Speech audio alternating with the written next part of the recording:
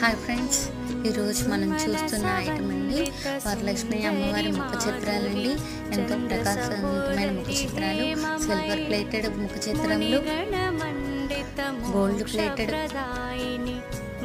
24 carats German silver gold plated ముఖ చిత్రం అండి. ఇది రాళ్లతో పొందినటువంటి జ్యువెలరీ వాళ్ళే ఇస్తారండి.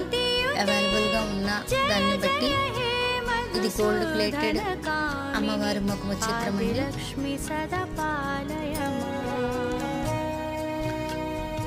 Silver plated